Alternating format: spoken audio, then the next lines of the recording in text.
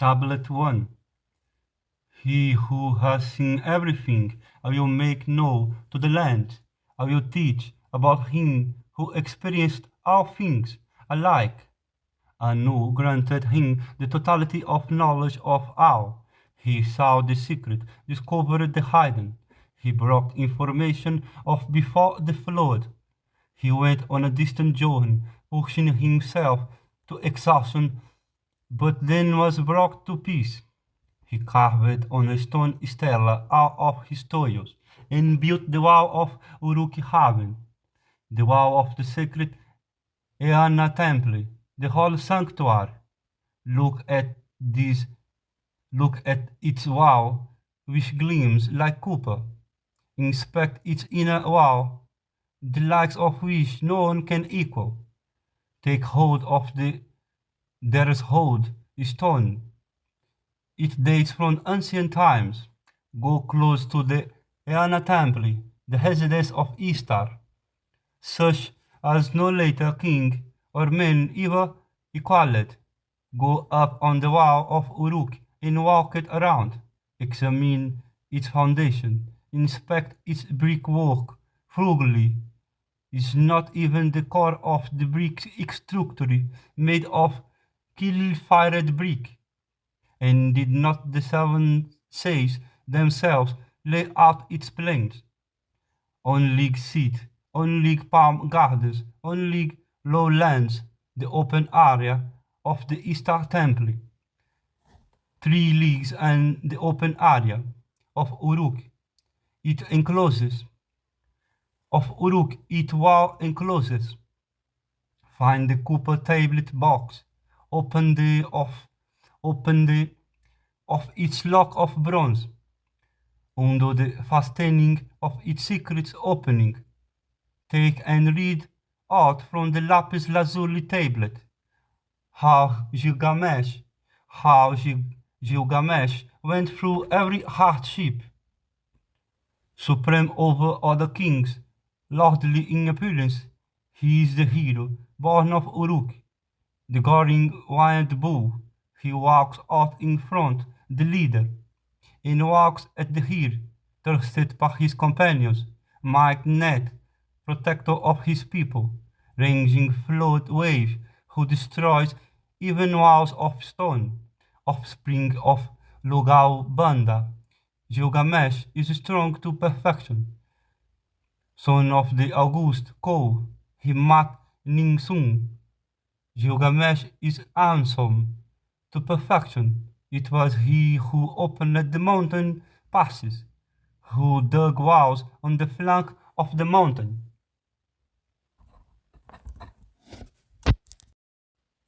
It was he who crossed the ocean, the vast seas, to the rising sun, who explored the world's regions, seeking life.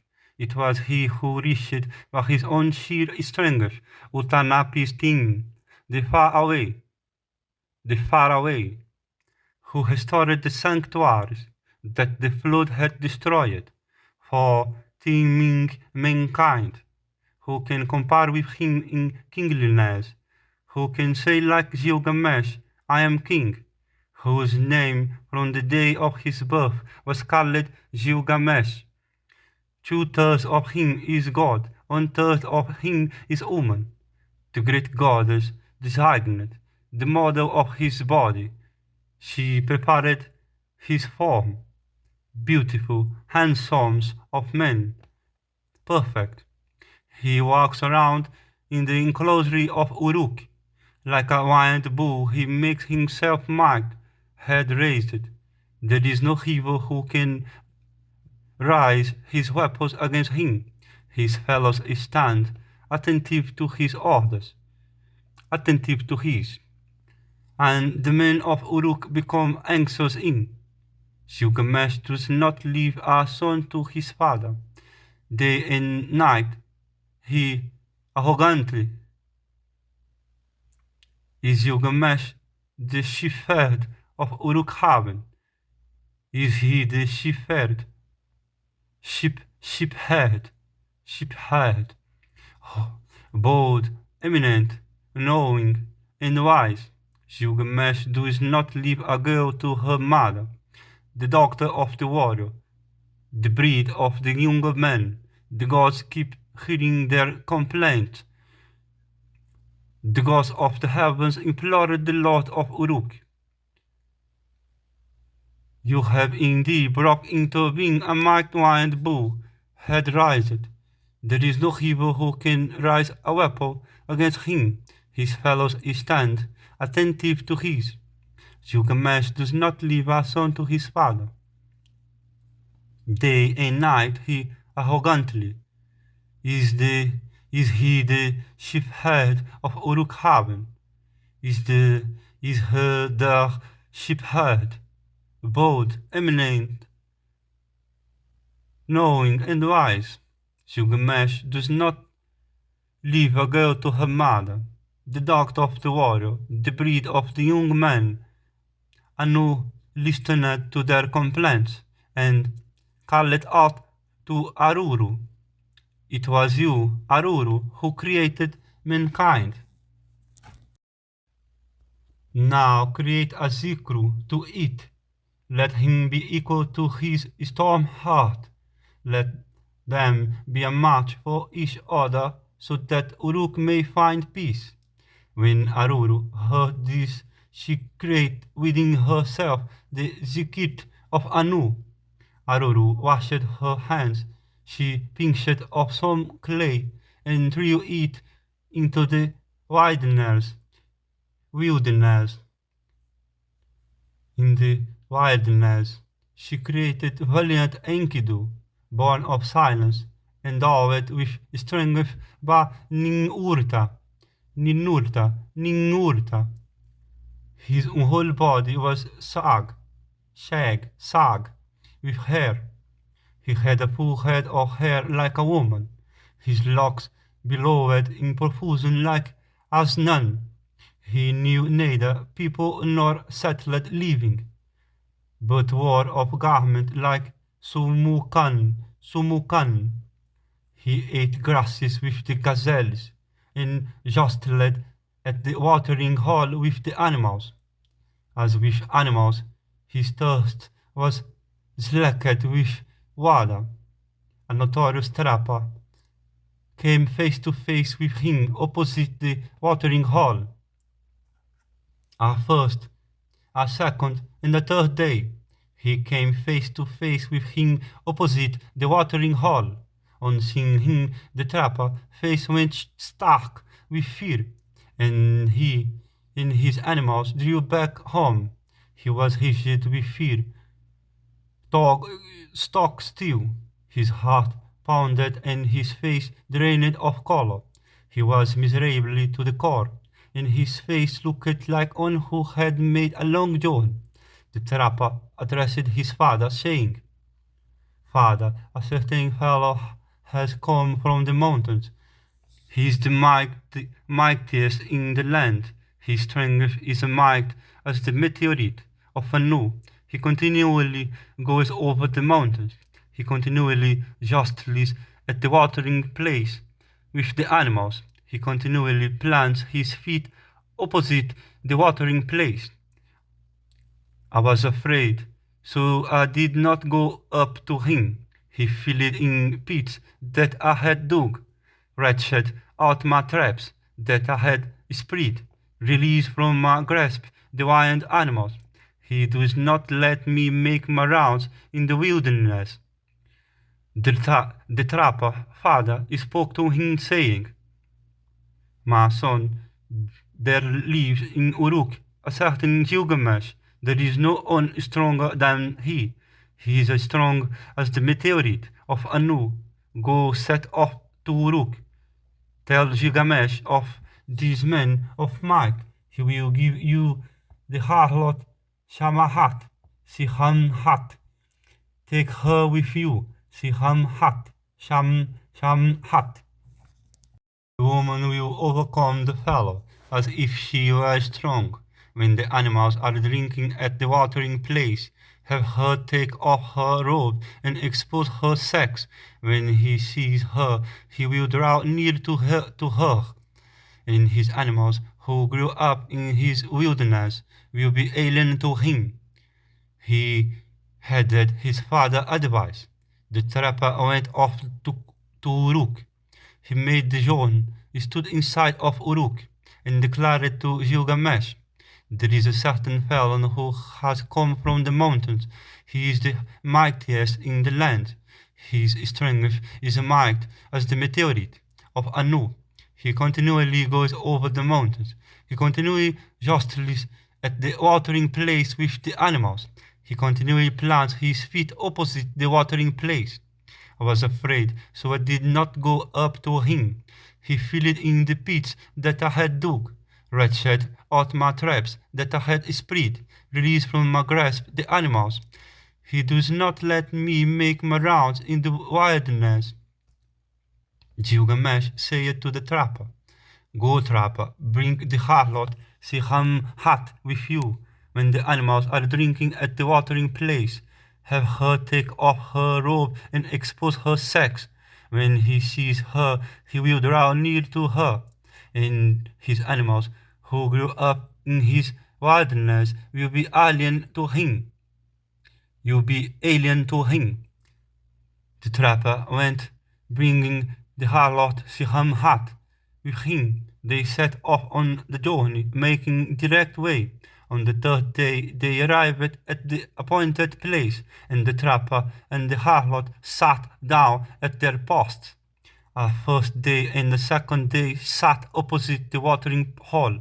The animals arrived and drank at the watering hole.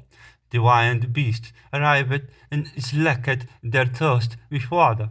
Then he, Enkidu, offspring of the mountains, who eats grasses with the gazelles, came to drink at the watering hole with the animals. With the wild beasts, he slaked his thirst with water.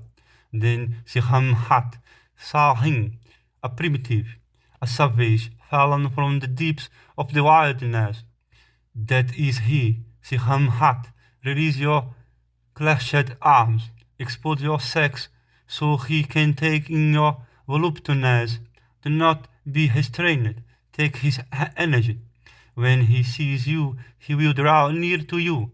Spread out your robes, so he can lie upon you, and perform for his primitive the task of womankind. His animals who grew up in the wilderness will become alien to him, and his lust will grow over you." 🀭🀾 unclutched her bosom, exposed her sex, and he took in her voluptuousness. She was not restrained, but took his energy. She spread out her robe, and he lay upon her. She performed for the primitive the task of womankind. His lust grew over her. For 6 days and 7 nights Enkidu stayed aroused, and had intercourse with the harlot, until he was sated with her charms. But when he turned his attention to his animals, the gazelles saw Enkidu and darted off. The wild animals distanced themselves from his body. Enkidu, his utterly depleted body, his knees that wanted to go off with his animals, went rigid. Enkidu was diminished. His running was not as before. But then he drew himself up, for his understanding had broadened. Turning around, he sat down at the harlot's feet, gazing into her face, his ears attentive as the harlot spoke. The harlot said to Enkidu, "You are beautiful, Enkidu, you are become like a god. Why do you gallop around the wilderness with the wild beasts?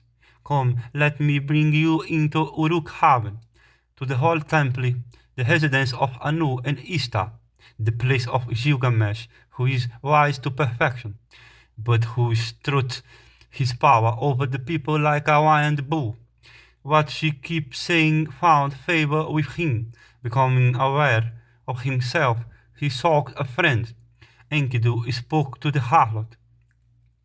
Come, 🀭🀾, take me away with you to the sacred hall temple, to residence of Anu and Ishtar, the place of Gilgamesh, who is wise to perfection, but who struts his power over the people like a wild bull.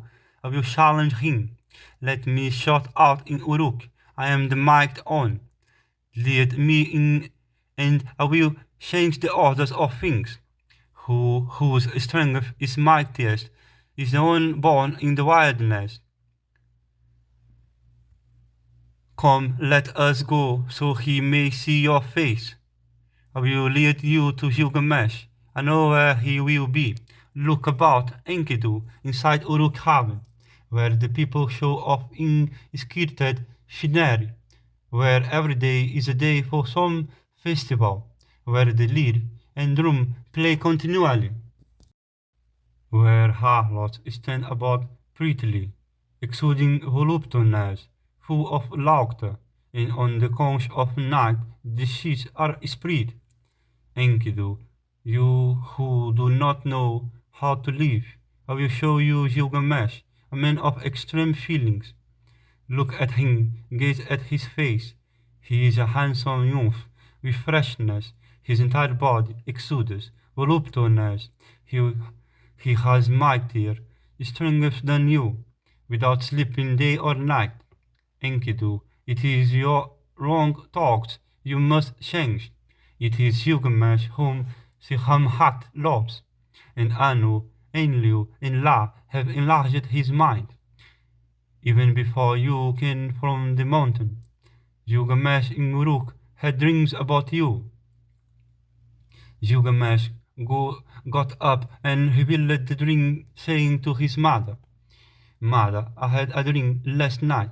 The stars of the sky appeared, and some kind of meteorite of Anu fell next to me. I tried to lift it, but it was too mighty for me. I tried to turn it over, but I could not budge it. The land of Uruk was standing around it. The whole land had assembled about it. The populace was thronging around it. The men clustered about it and kissed its feet as if it were a little baby. I loved it and embraced it as a wife. I laid it down at your feet, and you made it compete with me. The mother of Gilgamesh, the wise, all-knowing, said to her lord, Himat Ningsung, the wise, all-knowing, said to Gilgamesh, As for the stars of the sky that appeared, and the meteorite of Anu which fell next to you, you tried to lift, but it was too mighty for you. You tried to turn it over, but were unable to budge it. You laid it down at my feet, and I made it compete with you, and you loved and embraced it as a wife. There will come to you a mighty man, a comrade who saved his friend. He is the mightiest in the land. He is strongest. His strength is might as the meteorite of Anu. You loved him and embraced him as a wife, and it is he who will repeatedly save you. Your dream is good and propitious. A second time Gilgamesh said to his mother, Mother, I have had another dream. At the gate of my marital chamber there lay an axe, and people had collected about it. The land of Uruk was standing around it. The whole land had assembled about it. The populace was thronging around it. I laid it down at your feet. I loved it and embraced it as a wife, and you made it compete with me. The mother of Gilgamesh, the wise, all-knowing, said to her son, Himat Ningsung, the wise, all-knowing, said to Gilgamesh, The axe that you saw is a man, that you love him and embrace as a wife, but that I have compete with you.